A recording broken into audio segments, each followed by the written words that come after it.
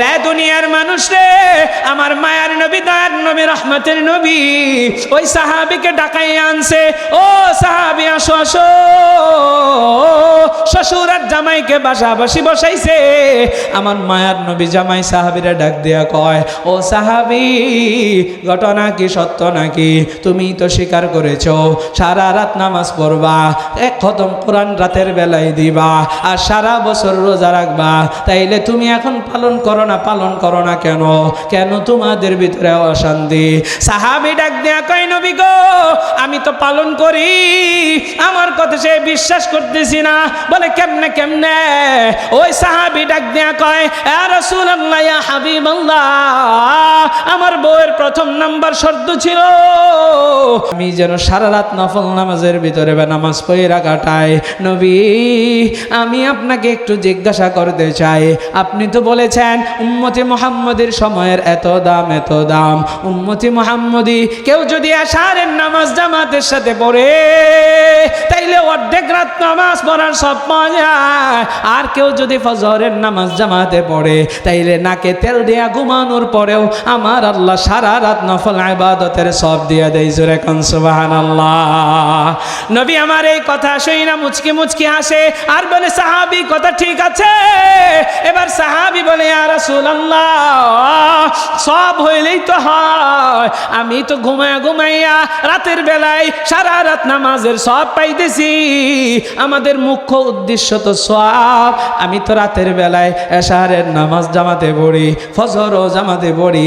এখন আপনাদেরকে জিজ্ঞাসা করতে চাই, তাইলে মাঝখানের 3 ওয়াক্ত মনে হয় পড়া লাগবে না? কথা কন না কা? এই ওয়াজ করলে আবার অনেকে মনে করে যে মাঝখানের মনে হয় 3 ওয়াক্ত আর পড়া লাগতো না। হ্যাঁ, মাঝখানের 3 ওয়াক্ত তো পড়বেন, পাশাপাশি নেক আমল দেখেন আল্লাহ বাড়াইয়া দিচ্ছেন, সময়ের মূল্য দিয়েছেন নবীজির উসিলায়, যে তুমি ঘুমায় থাকবা সারা রাত, আর শুধুমাত্র এশা এবং ফজর যদি জামাতে পড়ো, ও দুনিয়ার মানুষ বলে রাত্রে ঘুমায় থাকলেও স্পেশাল সব দিয়েছি, সারা রাত ঘুমায় থাইকাও নফল নামাজের সব পাইবা। সুবহানাল্লাহ। আমাদের ভালোবাসা সবই যেন হয় মহান রবের জন্যে, রাগ ক্ষোভ ঘৃণাগুলো তাও যেন হয় শুধু প্রভু তোমারই জন্যে। ভালোবাসি ভালোবাসি প্রভু তোমাকে, ইয়া হাবিবি ইয়া রাসূলুল্লাহ, হৃদয়ে গেথেছি তোমাকে। মান আহাব্বা লিল্লাহ ওয়া আবগাদা লিল্লাহ ওয়া আতা লিল্লাহ ওয়া মান আলিল্লাহ ফাকাদ ইস্তাকমালাল ঈমান। মান আহাব্বা লিল্লাহ ওয়া আবগাদা লিল্লাহ ওয়া আতা লিল্লাহ ওয়া মান আলিল্লাহ ফাকাদ ইস্তাকমালাল ঈমান। আল্লাহ আল্লাহ আল্লাহ আল্লাহ, সবাই আল্লাহ আল্লাহ আল্লাহ আল্লাহ। ইমানের পাওয়ার দিয়া কর না আল্লাহু আকবার। When we love someone, we want to love him for you. When we hate someone, we hate him to be close to you. We love you, we are loving you, we will love you forever.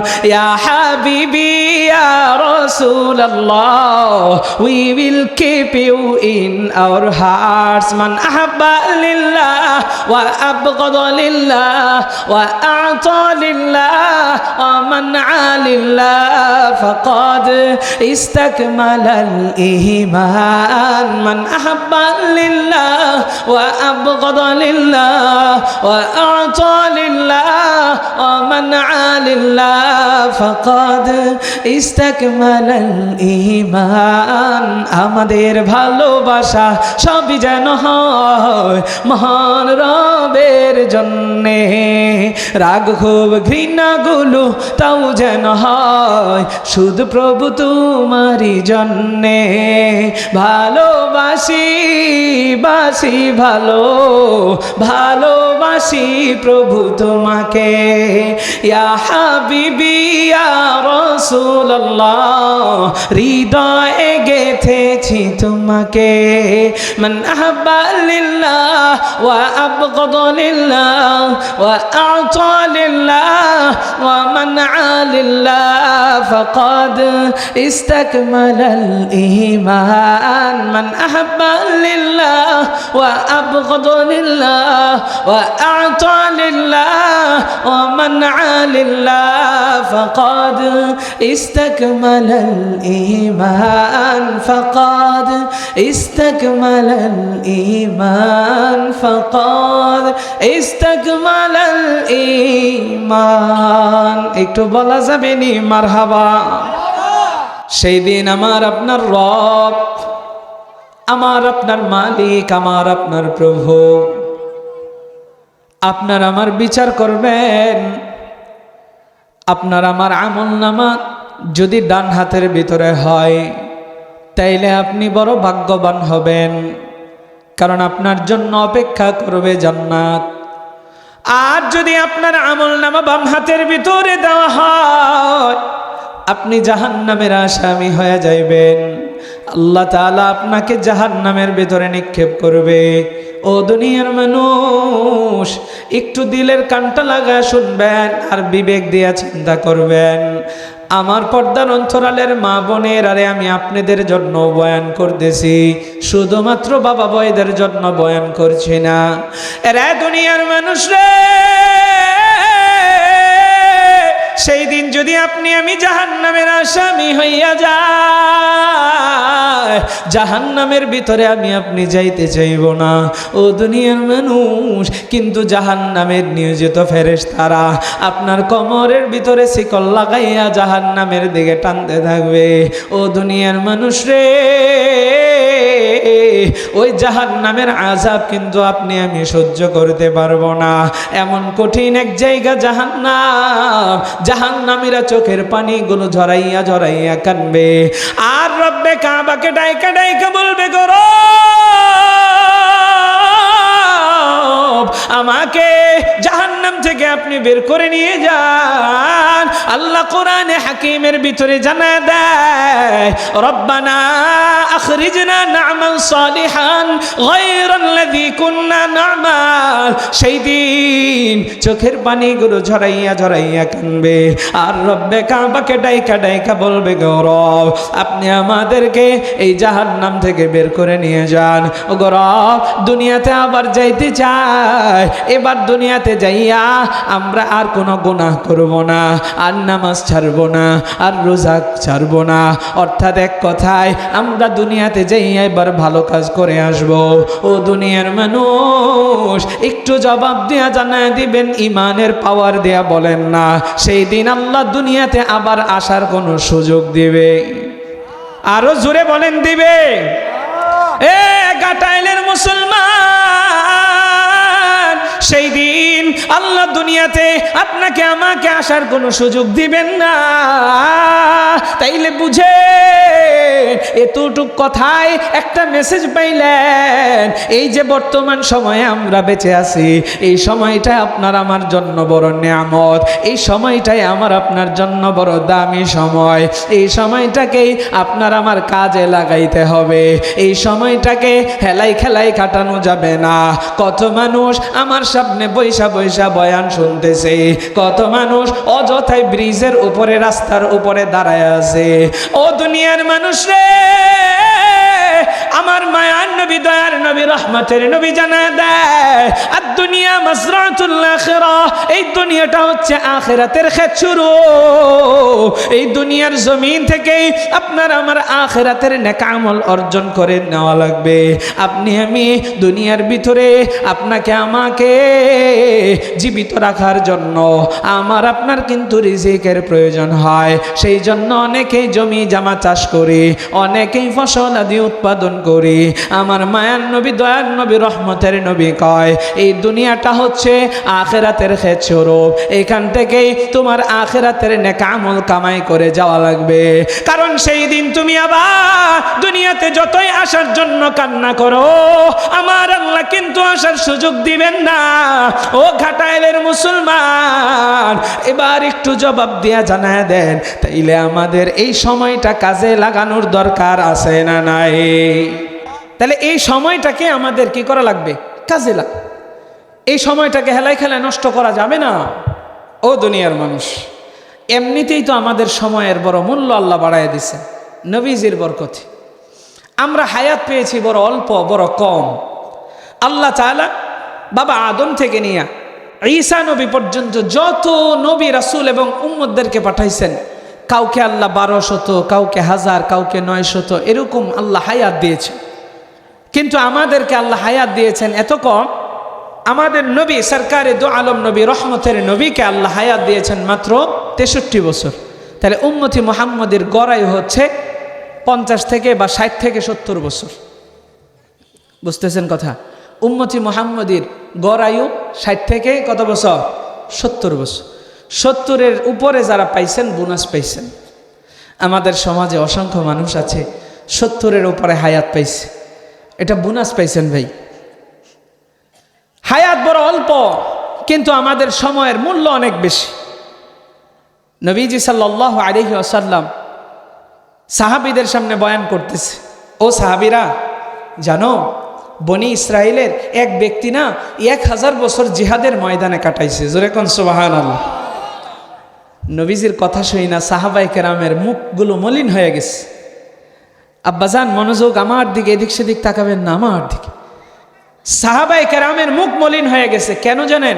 সাহাবায়ে কেরাম চিন্তায় পড়ে গেছে, high high, জিহাদের মতো একটা বড় ইবাদত, এই জিহাদের মতো ইবাদতে বনি ইসরায়েলের এক যুবক 1000 বছর কাটায় দিছে, কিন্তু আমাদের গড়াই হইতো মাত্র 60 থেকে 70।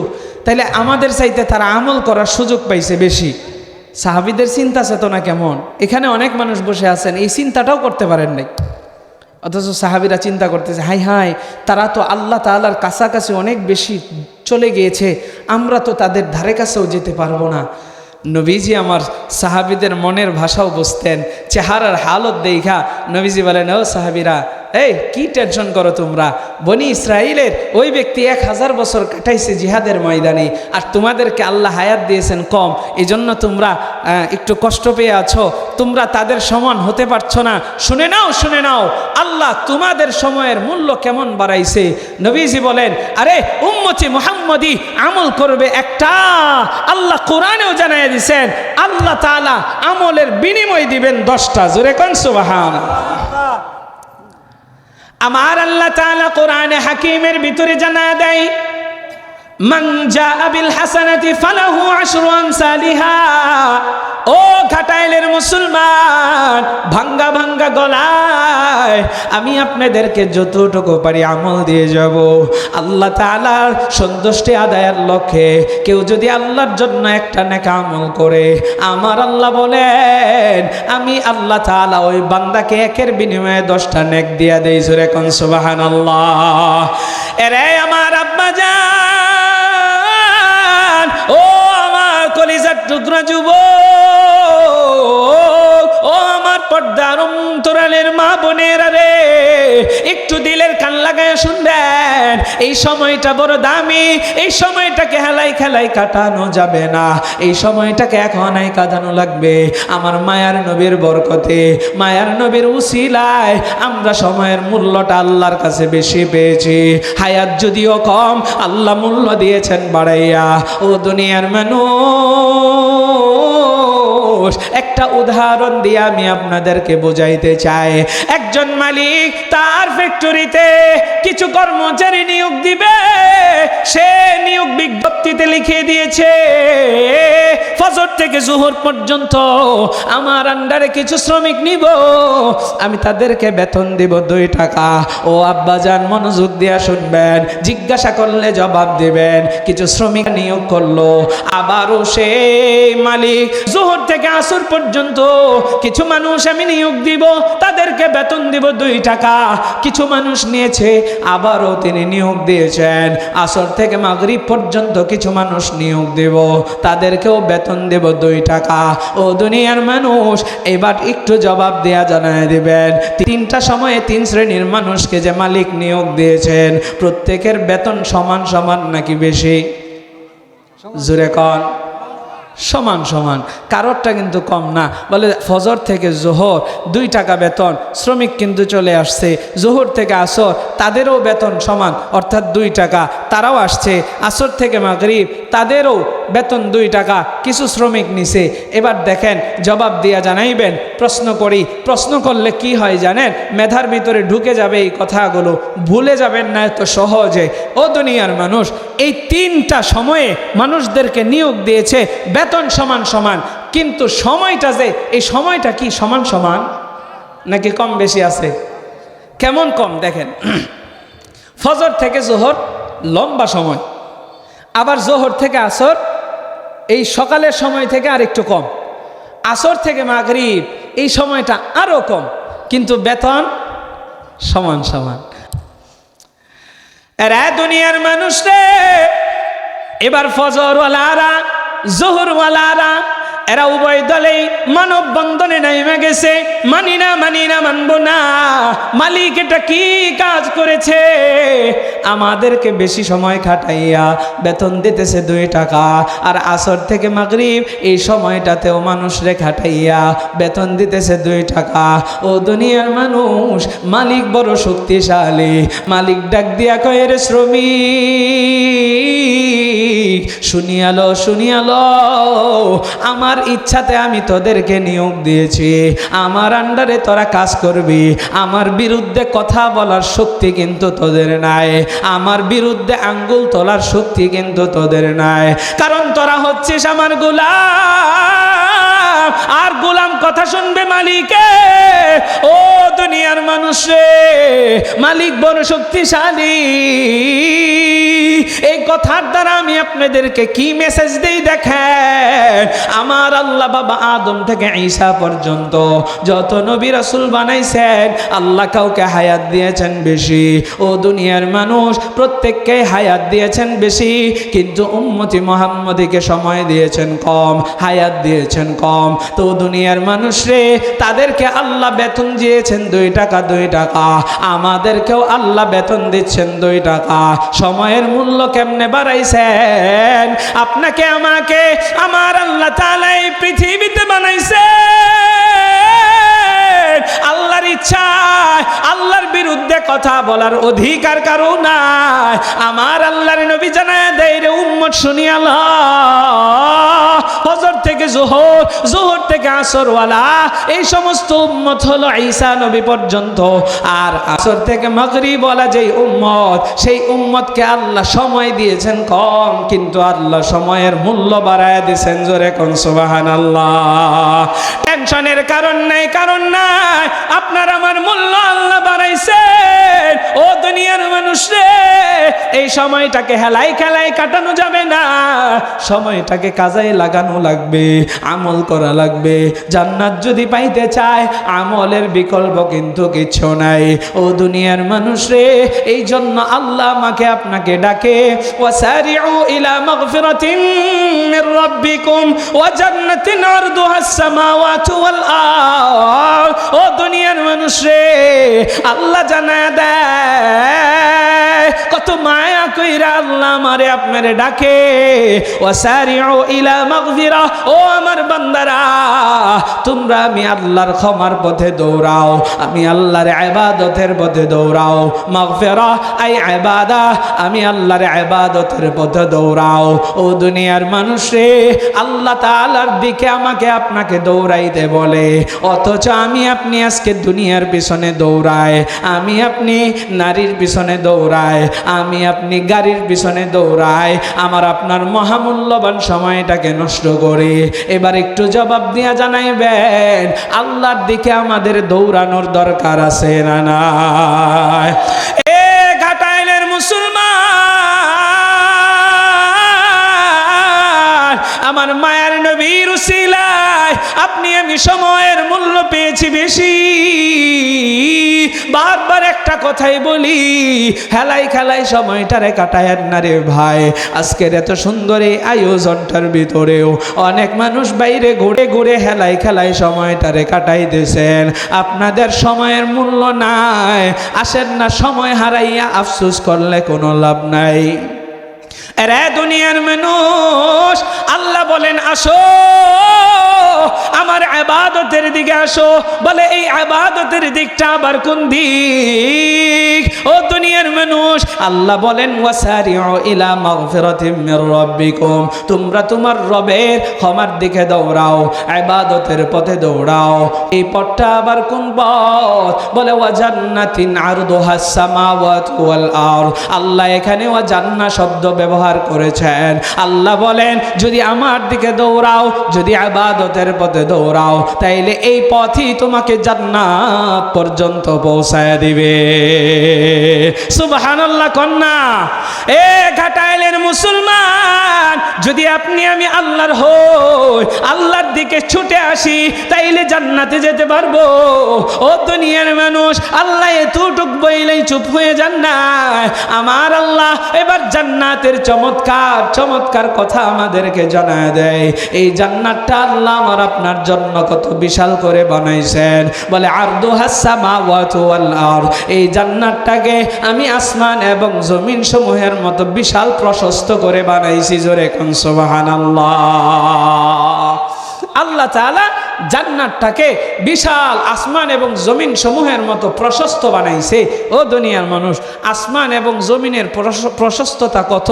মুফাসসিরিনে কেরামগণ তাফসীরের ভিতরে লেখেন, এই যে জমিন দেখতে পাচ্ছি এটা প্রথম জমিন, উপরে যে প্রথম আসমানটা আছে, এই মাঝখানে যে মহাশূন্য আছে, এটা 500 বছরের রাস্তা। জোরে কন্যা সুবহানাল্লাহ। কত বছরের রাস্তা? এই সবাই আওয়াজ দিয়া কোন কত বছর? তা আল্লাহ জান্নাতের প্রশস্তটাই বানাইছেন কত বছর? 500 বছরের। তাহলে দৈর্ঘ্য কত বছরের? আল্লাহ বলেন জান্নাতটারে আমি কতটুক বড় বানাইছি? বলে আরদুহাস সামাওয়াতু ওয়াল আরদ, আসমান এবং জমিন সমূহের মতো বিশাল প্রশস্ত। দৈর্ঘ্যের কথা আল্লাহ বলে নাই। মুফাসসিরিনে কেরামগণ লিখেন, কয় দৈর্ঘ্য এটা বড় হয়, আল্লাহ জান্নাতটারে কত বিশাল কইরা বানাইছেন বান্দা তোর কল্পনার বাহিরে। জোরে কোন সুবহানাল্লাহ। আল্লাহ এক একটা বান্দারে এক একটা জান্নাত দিবেন। আল্লাহর কাছে জমির বড় অভাব নাকি? জমির অভাব আছে? হ্যাঁ। একটা বান্দারে 10 দুনিয়ার সমান।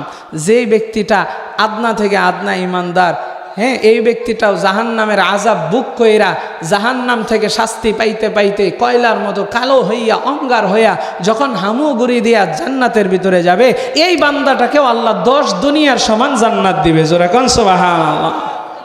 আহা, দুনিয়ার মানুষ, সেই জান্নাত আল্লাহ কাদের জন্য বানাইছেন? আল্লাহ বলেন উইদ্দাত লিল মুত্তাকিন, আমি মুত্তাকিনদের জন্য জান্নাত বানাইছি। জোরে কোন সুবহানাল্লাহ। মুত্তাকিন কারা? এক কথাই বুঝে নেবেন, মুত্তাকিন হলো যারা তাকওয়া অর্জন করেছে। যারা তাকওয়া অর্জন করে তাদেরকে মুত্তাকি বলা হয় কোরআনের ভাষায়। এখন বুঝতে হবে তাকওয়া কারে কয়। আমরা এক কথাই বুঝে নেই, তাকওয়া হচ্ছে আল্লাহর ভয়। যার ভিতরে আল্লাহর ভয় আছে সেই হচ্ছে তাকওয়াবান। ও দুনিয়ার মানুষ, তাইলে আমাদের অন্তরের ভিতরে আল্লাহর ভয় আছে না নাই? কথা কন না, বয়ান ছেড়ে দিব? তাহলে কথা বলতে হবে। আল্লাহর ভয় আমাদের অন্তরে আছে না নাই? যদি আল্লাহর ভয় অন্তরে থেকেই থাকে, তাইলে বলেন তো দেখি, আমরা নামাজ ছাড়তে পারি, রোজা ছাড়তে পারি, মিথ্যা কথা বলতে পারি? তাহলে আল্লাহর ভয় কেমনে রইল? দুনিয়ার ভিতরে আমরা করি কি? মানুষের ভয়ে, সমাজের বিচারকের ভয়ে, পুলিশের ভয়ে, প্রশাসনের ভয়ে আমরা অনেক অপরাধ থেকে বাইচা থাকি। কিন্তু আল্লাহর ভয়ে আমরা অপরাধ থেকে বাঁচতে চাই না, পারি না। তাইলে আল্লাহর ভয় আসলে যেইভাবে করা দরকার সেইভাবে আমরা। এই জন্য আল্লাহ বলেন ইয়া আইয়ুহাল্লাযীনা আমানুত্তাকুল্লাহা হাক্কা তুকাতিহ, ও বান্দা আমি আল্লাহকে ভয় করো, ভয়টা করার মতো করো। আরে আব্বাজান, আমি আপনি যদি আল্লাহকে ভয় করার মতো করি তাইলে নামাজ ছাড়তে পারতাম না। আল্লাহকে ভয় করার মতো করলে প্রত্যেকে 5 ওয়াক্ত নামাজের সময় হাজিরা দিতাম, রোজাগুলো সুন্দরভাবে পালন করতাম। এই জবানটাকে আমি আপনি মিথ্যার কাজের ভিতরে ব্যয় করতে পারতাম না। এই জবান দিয়া গীবত শিকায়াত করতে পারতাম না। এই জবান দিয়া গালি দিতে পারতাম না, কারণ অন্তরে আছে আল্লাহর ভয়। ও দুনিয়ার মানুষ, যখন আপনি আমি আল্লাহর ভয় নিয়ে চলবো তখনই দেখবেন আপনার আমার ভিতরে আল্লাহর ভয়টা থাকলে আল্লাহর সামনে কিয়ামতের ময়দানে কঠিন সেই হাসরের দিনে আল্লাহর সামনে দাঁড়ানোর ভয়টা যদি থাকে তাইলে বুঝবেন আহারে নামাজ যদি ছাইরা দেই আল্লাহর সামনে আসামি হওয়া লাগে, রোজা যদি ছাইরা দেই আল্লাহর সামনে দাঁড়ানো লাগবে, যদি আমি মিথ্যা কথা বলি, গীবত শিকায়াত করি, অন্যায় কাজ করি, আল্লাহর সামনে দাঁড়ানো লাগবে। এই জন্য আল্লাহর ভয় অন্তরের ভিতরে রেখে চলেন, আপনি আমি কোনোদিনও পথভ্রষ্ট হব না, লাঞ্ছিত হব না। যাদের হৃদয়ে আল্লাহর ভয় আছে এরাই সফল কাম হবে। আর এই তাকওয়াবানদের জন্য আল্লাহ জান্নাতটারে সুন্দর কইরা বানায় রাখছেন। জোরে কোন সুবহানাল্লাহ। যাদের হৃদয়ে আছে আল্লাহর ভয় তারা কবু পথ ভুলে যায় না। আল্লাহর প্রেম ছাড়া এই দুনিয়ায় কারো কাছে কোনো কিছু চাই না। জোরে কন্যা আল্লাহু আকবার। এর একাটাইলের মুসলমান, এই জন্য আল্লাহর ভয় নিয়ে যদি চলেন তাকওয়াবান হতে পারবেন। আল্লাহ আপনাকে আমাকে আল্লাহর দিকে দৌড়ানোর জন্য বলেন। আমি আপনি আজকে দুনিয়ার পিছনে দৌড়াই, নারীর পিছনে দৌড়াই, গাড়ির পিছনে দৌড়াইয়া সময়টাকে নষ্ট করে দিয়েছি। ও বাবা, এখন আমি আপনাদেরকে আমল দিব, সামনের দিকে যাচ্ছি। আমার আপনার এই সময়ের মূল্য আল্লাহ বাড়াইছেন। যদি একটা নেক আমল করি একের বিনিময়ে আমার আল্লাহ উম্মতি মুহাম্মাদের দেয় 10। রে দুনিয়ার মানুষ রে, আমি আপনি যদি চাই কোরআনের আয়াত তিলাওয়াত করে করে পাহাড় পরিমাণ ইবাদত নিজের আমলনামায় জমা করতে পারি, ও দুনিয়ার মানুষ একটু জবাব দিবেন, কোরআনের একটা হরফ যদি কেউ তেলাওয়াত করেন নেকি হয় কয়টা? বলতে হবে, জোরে বলেন কত নেকি? 10 নেকি। আমি তো এমনিতেই অসুস্থ, আপনারা আমার আরো অসুস্থ বানায় ফেলাইতেছে। আল্লাহ আল্লাহ। নবীজি বলেন মান ক্বারাআল কুরআনা হারফাম মিন কিতাবিল্লাহ ফালাহু বিহি হাসানাতুন ওয়াল হাসানাতু বিআশরি আমসালিহা। কেউ যদি কোরআনের একটা হরফ তিলাওয়াত করে আল্লাহ প্রতি হরফের বিনিময়ে বান্দার আমলনামায় 10টা নেকি লিখে দেন। জোরে কোন সুবহানাল্লাহ। তাহলে কোরআনের একটা হরফ পড়লে চাই বুঝে পড়ুক না বুঝে পড়ুক উভয়ই নেকি আছে। নবীজি সাল্লাল্লাহু আলাইহি ওয়াসাল্লাম বলে দিয়েছেন যে দেখেন, মান ক্বারাআল কুরআন হারফাম মিন কিতাবিল্লাহি ফালাহু বিহি হাসানাতুন ওয়াল হাসানাতু বিআশরি আমসালিহা। এই দেখেন, এখানে নবীজি বলেছেন লা আকুলু আলিফ লাম মিম বাল আলিফুন হারফুন ওয়া লামুন হারফুন ওয়া মিমুন হরফ। আমি বলি না আলিফ লাম মিম এই পুরাটা একটা হরফ, আমি বলি আলিফ একটা হরফ, মিম একটা হরফ, লাম একটা হরফ। এই কেউ যদি আলিফ লাম মিম এটা পড়ে তাহলে তার আমলনামায় 30টা নেকি লেখা হবে। সুবহানাল্লাহ। তাহলে আলিফ লাম মিম কোরআনের ভিতরে যে এই হরফগুলো আছে হা মিম নুন কফ আইন সিন কফ, এগুলোর অর্থ একমাত্র আল্লাহ ছাড়া আর কেউ জানেন না। তাইলে বোঝা গেল কোরআন শরীফের যদি কেউ অর্থ জেনে পড়ে তবুও সব পাবে, অর্থ না জেনে পড়লেও সব পাবে। তাহলে এক কথাই আমরা জানাই দেই, কোরআনের একটা হরফ পড়লেই 10 নেকি। সম্মানিত হাজিরিন, তাহলে এবার আমি আপনাদেরকে একটু জানাইতে চাই, আমি আপনাদেরকে নিয়ে একটা সূরার শুরু অংশ পড়ব না, চলেন বিসমিল্লাহটাই পড়ি। আমি পড়ার পরে আপনাদেরকে বললে আপনারা পড়বেন আর দেখবেন কয় সেকেন্ড সময় লাগে। বিসমিল্লাহির রহমানির রহিম পড়েন। কে পড়ে না একটু মুখের দিকে তাকায় দেখেন, ওরে শয়তানে ধরছে। কিসে ধরছে? কারণ মুখ দিয়া ভালো কিছু আসবে না যখন শয়তানে ধরে। হ্যাঁ, তাহলে আবার পড়তেছি, বিসমিল্লাহির রহমানির রহিম পড়েন। মাশাআল্লাহ সবাই পড়ছে। কয় সেকেন্ড লাগছে বাবা? হাত দিয়ে দেখান কয় সেকেন্ড? এক সেকেন্ডও না বাজান কি কয়। আবারও আরেকবার পড়াই, একটু বইলেন হিসাব কইরা। হতে পারে 1 সেকেন্ড, হতে পারে 2 সেকেন্ড, হতে পারে 3 সেকেন্ড, অসুবিধা নাই। বিসমিল্লাহির রহমানির রহিম পড়েন। কয় সেকেন্ড? হাত দিয়ে দেখান। 2। Okay fine, 2 second. যেই বাজান কইছেন 1 সেকেন্ডও না, সে 2 সেকেন্ডে আসছে। ঠিক আছে, আমি 2 সেকেন্ড বাদ দিলাম, 3 সেকেন্ড ধরলাম। বিসমিল্লাহির রহমানির রহিম 3 সেকেন্ডে আপনি পড়লেন। ও দুনিয়ার মানুষ, এই বিসমিল্লাহির রহমানির রহিমের ভিতরে হরফ আছে 19টা। কয়টা? 19টা। তাইলে আপনি 19টা হরফ পড়লেন, প্রতি হরফে কিন্তু 10টা নেকি। 19টা হরফ পড়েছেন, সময় লেগেছে মাত্র 2 থেকে 3 সেকেন্ড। অনেকের সময় লাগে মাত্র 1 সেকেন্ড, অনেকের সময় এর চাইতে হয়তো বা আরো কম লাগে। ও দুনিয়ার মানুষ, মাত্র এই 2-3 সেকেন্ডে আপনার আমল নামার ভিতরে 190টা নেকি আপনি লেখায় ফেলছেন। সুবহান। অনেকেই সুবহানাল্লাহ বলে নাই, কারণ কি জানেন? নেকের দাম আপনাদের কাছে নাই, বুঝতেছেন না।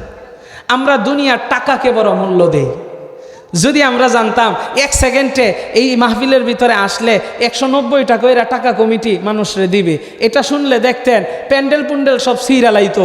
অনেকেই একটা 200 টাকা দামের শাড়ির জন্য মারামারি কইরা মইরা যায়। ও দুনিয়ার মানুষ, দুনিয়ার এই সামান্য টাকার জন্য হুড়াহুড়ি করি, কিন্তু নেক আমলের জন্য হুড়াহুড়ি করি না। আসলে নেক আমল কারে কয় এটাই আমরা চিনি না।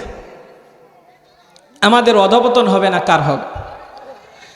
এর ঘাটাইলের মুসলমান গভীর মনোযোগ। আমি আপনাদেরকে একটু নেক আমল চিনাইতে চাই। নেক আমল যদি চিনেন তাইলে নেক আমল করতে বড় ভালো লাগবে। ও আমার আব্বা জানো যুবক ভাই, আপনাদেরকে প্রশ্ন করতে চাই, একটু জবাব দিয়া জানায় দেন, আমাদের দেশের টাকা আছে না নাই? আমাদের বাংলাদেশের মুদ্রার নাম হচ্ছে টাকা।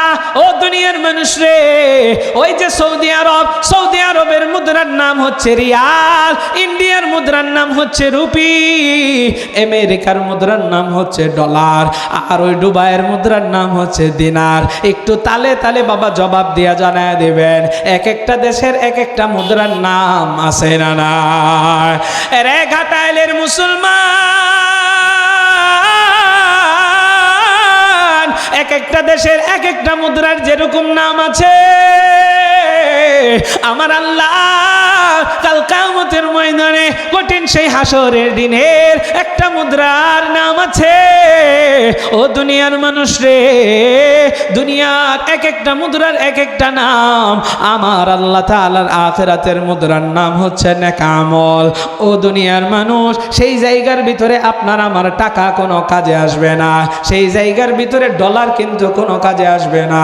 বাংলাদেশের টাকা আমেরিকায় কিন্তু চলে না, আমেরিকায় চলে ডলার। আবার বাংলাদেশে এই পৃথিবীর ভিতরে একটা সিস্টেম আছে, আপনি এক দেশের টাকা ভাঙ্গায় আরেক দেশে কিন্তু নিতে পারবেন, চালাইতে পারবেন। আরে দুনিয়ার মানুষ রে, কিন্তু কিয়ামতের ময়দানে কঠিন সেই হাসরের দিনে আমার আপনার টাকা ভাঙ্গানোর কোনো সুযোগ নাই। সেই দিন আমার আল্লাহ শুধুমাত্র নেক আমল চিনবে, আপনার ডলার কিন্তু চিনবে না। সেই দিন আপনি টাকা পয়সা নিয়ে কিন্তু কবরেও যাইতে পারবেন না। নেক আমল যার বেশি থাকবে তার কিন্তু দাম থাকবে।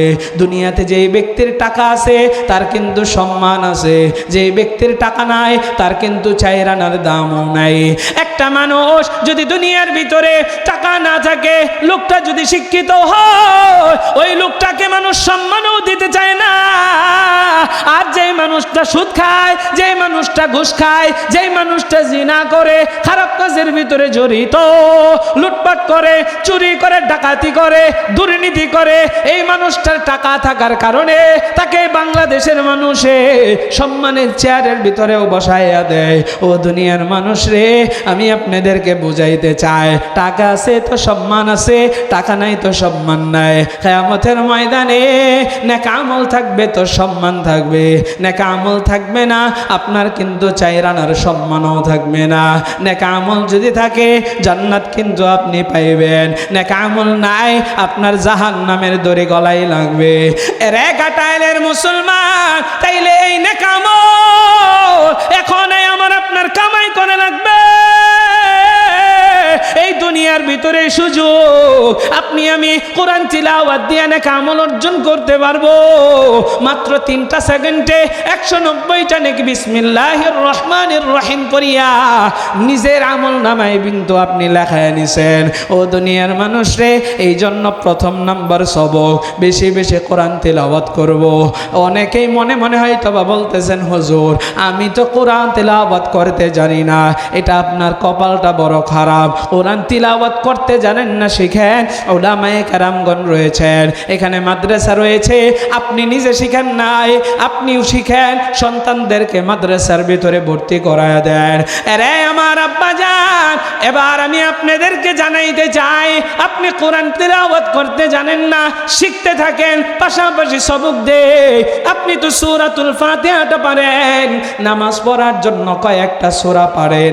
আপনাদেরকে বলি বাবা, সময় নষ্ট না করিয়া আপনি আমি রাতের বেলায় শুয়ে আছি, ঘুম ধরতেছে না, জিকির আজকার করি, পাশাপাশি কোরআন তিলাওয়াত করি, রাস্তা দিয়ে হাঁটতেছি, যেই সূরাটা পারি সূরাটা পড়তে থাকি, দোকানে বইসা বিভিন্ন গীবত শিকায়াত না কইরা কোরআনের সূরা পড়ি, আমার আল্লাহ আপনার আমার নেকের পাহাড় করে দিবেন। জোরে কোন সুবহানাল্লাহ।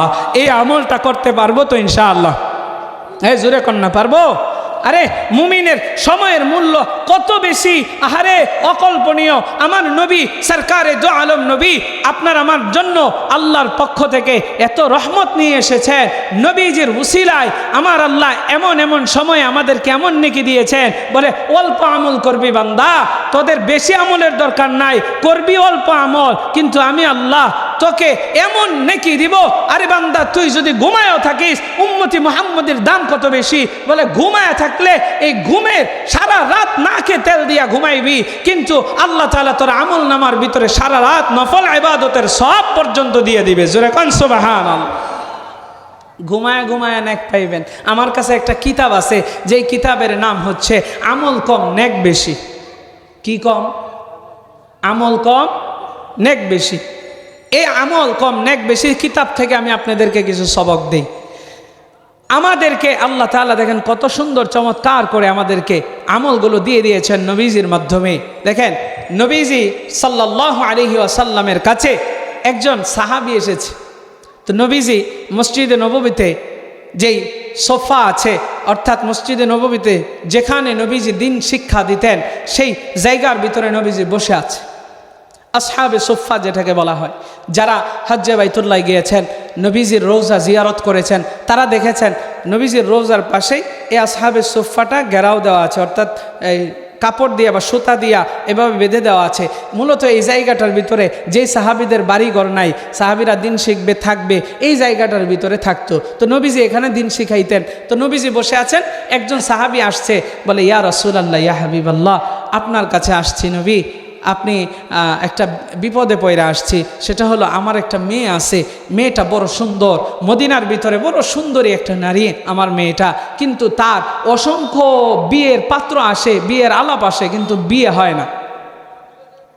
সম্মানিত হাজিরিন, নবীজি সাল্লাল্লাহু আলাইহি ওয়াসাল্লাম বলে, কি বলো, তোমার মেয়ে মদিনার ভিতরে সবচাইতে বেশি সুন্দর, অথচ অনেক বিয়ের ঘর আসে, কিন্তু তোমার মেয়ের বিয়ে হয় না, কারণ কি? সাহাবী বলতেছে, ইয়া রাসূলুল্লাহ, আমার মেয়ে এমন শর্ত দেয়, এই শর্ত শুই না পাত্ররা ভাগে আর বিয়ে করার সাহস পায় না। নবীজি বললেন, কি শর্ত দেয়? ইয়া রাসূলুল্লাহ, ইয়া হাবিবাল্লাহ, আমার মেয়েটা শর্ত দেয় যে আমাকে যে বিয়ে করতে আসবে, ওই পাত্রের সারা রাত তাহাজ্জুদ বা নফল নামাজের ভিতরে কাটায় দিতে হবে। জোরে কোন সুবহানাল্লাহ। শর্তগুলো শুনেন। পরে বলে, আচ্ছা আর কি শর্ত? 2 নম্বর শর্ত, বলে প্রতি রাতে যেন 1 খতম কোরআন তিলাওয়াত করে। জোরে কোন সুবহানাল্লাহ।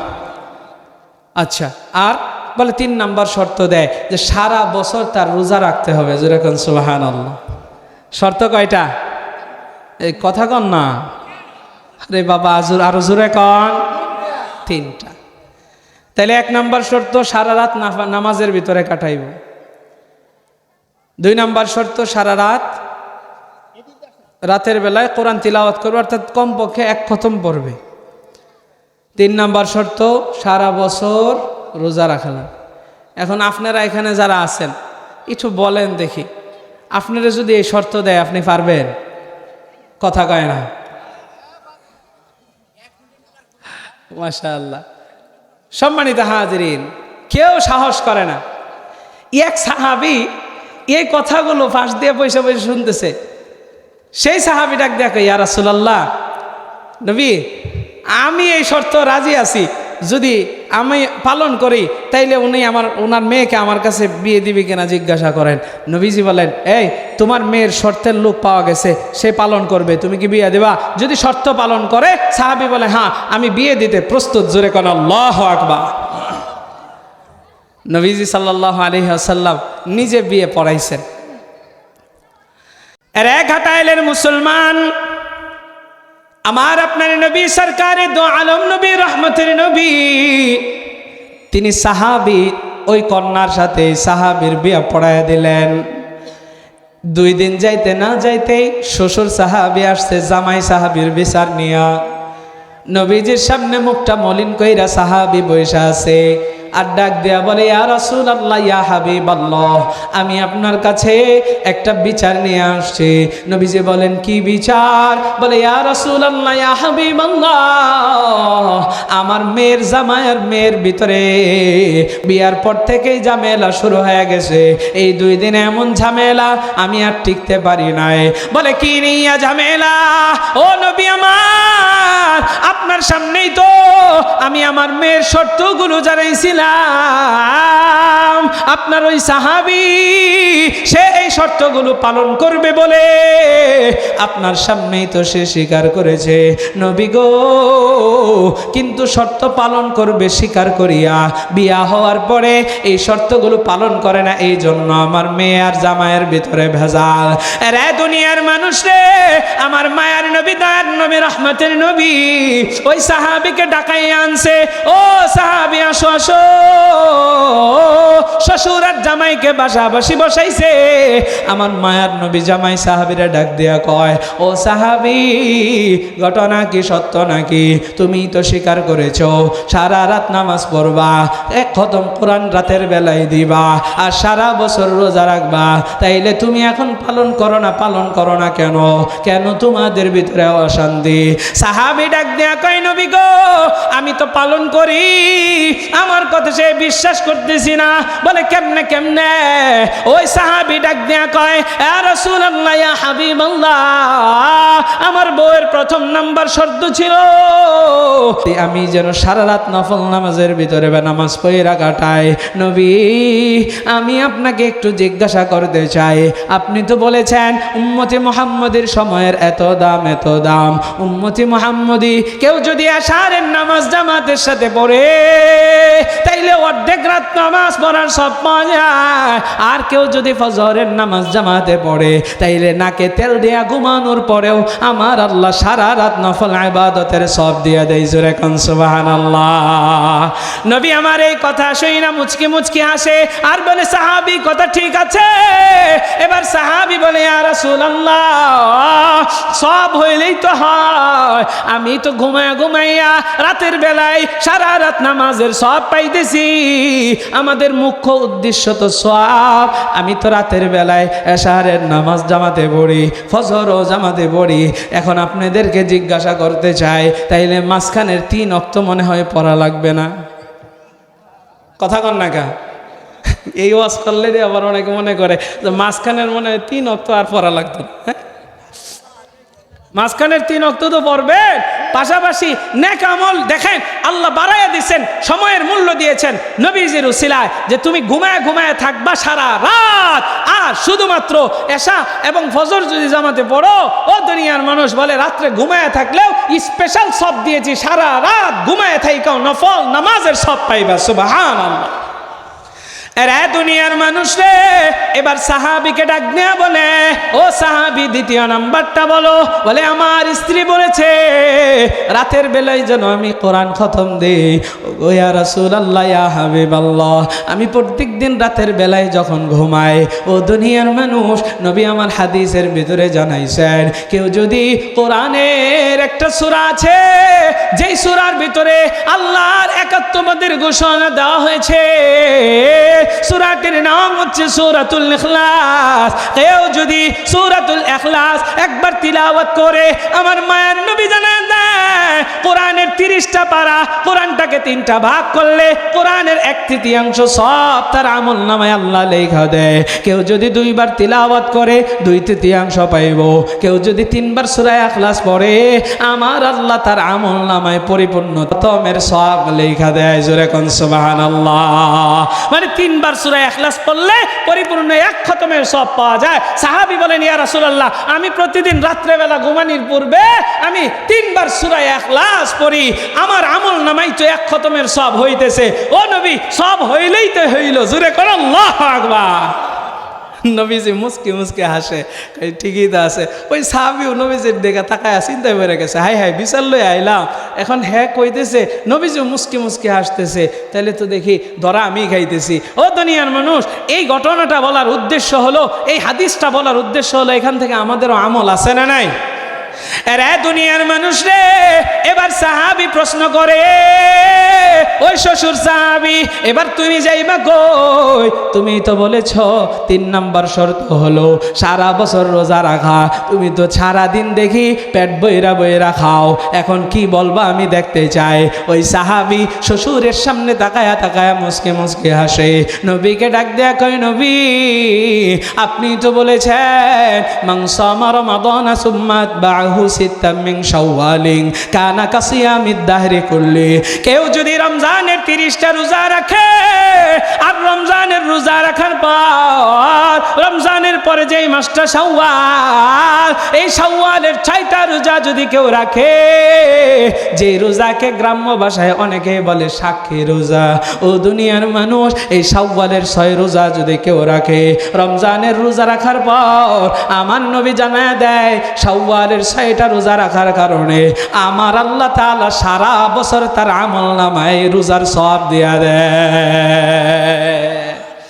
আপনি যদি রমজানের রোজা রাখেন, এরপরে শাওয়ালের 6টা রাখেন, বলে সারা বছর আপনি পেট ভরে খাইবেন, কিন্তু আপনার আমলনামায় সারা বছর রোজা রাখার সওয়াব হবে। জোরে কন্যা সুবহানাল্লাহ।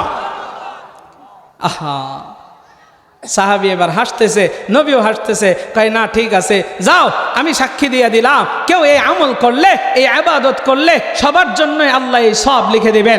আমরা এই আমল করতে রাজি আছি না নাই? ওমা কারা কারা রাজি আছেন? 2টা হাত তুলে আল্লাহর লিল্লাহি তাকবীর। আল্লাহ কবুল করুক। জোরে কোন আমিন। ও দুনিয়ার মানুষ, তাইলে বলতেছিলাম এই সময়ের মূল্য বাড়াইছেন নবীর উসিলায়। নবীরেও ভালোবাসা লাগবে, আমলের পাশাপাশি নবীকে জীবনের চাইতে মহাব্বত করতে হবে, ভালোবাসতে হবে। নবীজির ভালোবাসা কেমনে পাইবেন? নবীজিরকে যে আপনি ভালোবাসেন, এটার বহিঃপ্রকাশ কেমনে ঘটবে? নবীজির সুন্নতের ভালোবাসা অন্তরের ভিতরে রাখতে হবে। শুধুমাত্র সুন্নতের ভালোবাসা রাখলেই চলবে না, পাশাপাশি সুন্নত দ্বারা নিজের জীবনটাকে সাজাইতে হবে, পুরা বডিটাকে সাজাইতে হবে। নবীজির সুন্নত কি কি আছে? অসংখ্য সুন্নত আছে। টুপি মাথায় দেওয়া নবীর সুন্নত, দাড়ি রাখা নবীর সুন্নত, গায়ের ভিতরে জামা লাগানো নবীর সুন্নত, খাবারের ভিতরে সুন্নত আছে, আপনি ইস্তেঞ্জায় যাইবেন সুন্নত আছে। আরে মুমিন মুসলমানের কত দাম, যদি ইস্তেঞ্জার ভিতরে বাথরুমে যদি সুন্নত তরিকায় যায়, দোয়া পড়ে যায়। ও দুনিয়ার মানুষ, নবীজি বলেন যদি উম্মতে মুহাম্মদী সুন্নত তরিকায় বাথরুম করে, এই বাথরুমটাও তার জন্য নফল ইবাদতের সওয়াব হবে। জোরে কোন সুবহানাল্লাহ। আহ, কত দাম! সব রহমতের নবীর কারণে। সেই নবীকে আমরা চিনি না। নবীকে কেউ গালি দিলে কলিজার ভিতরে আঘাত লাগে না? কি মহাব্বত করি আমরা। নবীজিকে যদি কেউ আঘাত করে, গালি দেয়, আমার মাকে গালি দিলে, বাবাকে গালি দিলে আমি সহ্য করব, আমাকে কেউ গালি দিলে আমি সহ্য করব, কিন্তু আল্লাহ রসুলের বিরুদ্ধে যদি কেউ কথা কয়, ইসলামের বিরুদ্ধে যদি কেউ কথা কয়, আমার কোরআনকে নিয়ে যদি কেউ কথা কয়, নবীর ইজ্জত নিয়ে যদি কেউ সিনিমিনি করে, তাহলে আমি ওই ব্যক্তির কল্লাটাকে ফেলে দিব। কথা কোন ঠিক কিনা? কারণ মুমিন ইমানদার সব সহ্য করতে পারে, নবীর ইজ্জত নিয়ে সিনিমিনি খেললে সেটা সহ্য করতে পারে সেই নবী রহমত আমার আপনার জন্য। নবীর উসিলাই পাইলাম, আল্লাহ তাআলা নবীকে রহমত স্বরূপ দিয়েছেন। এই জন্য কবির ভাষায় রহমাতুল লিল আলামিন নবী, রহমাতুল লিল আলামিন নবী, কোরআনে প্রমাণ উম্মত বিনে কে বুঝিবে আমার দয়া নবীর শান, উম্মত বিনে কে বুঝিবে আমার মায়া নবীর শান। রহমাতুল লিল আলামিন নবী, রহমাতুল লিল আলামিন নবী, কোরআনে প্রমাণ। আশিক বিনে কে বুঝিবে আমার দয়ার নবীর শান, উম্মত বিনে কে বুঝিবে আমার মায়ার নবীর শান। নবী আমার ওই মদিনার বলবো,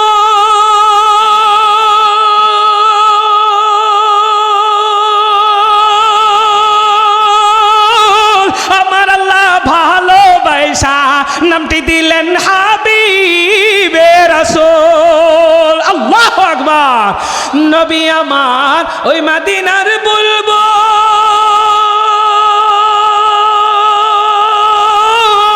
আমার আল্লাহ প্রেম করিয়া নামটি দিলেন হাবিবে রাসূল। ওই নবীকে ভুল বুঝিলে, ওই নবীকে না মানিলে থাকবে না ঈমান। উম্মত বিনে কে বুঝিবে আমার দয়ার নবীর শান, আশিক বিনে কে বুঝিবে আমার দয়ার নবীর শান। রাহমাতুল লিল আলামিন নবী, রাহমাতুল লিল আলামিন নবী, কোরআনে প্রমাণ। উম্মত বিনে কে বুঝিবে আমার দয়ার নবীর শান, আশিক বিনে কে বুঝিবে আমার মায়ার নবীর শান। উম্মত বিনে কে বুঝিবে আমার দয়ার নবীর শান, আশিক বিনে কে বুঝিবে আমার দয়ার নবীর শান। একটু জোরে কন্যা আল্লাহু আকবার।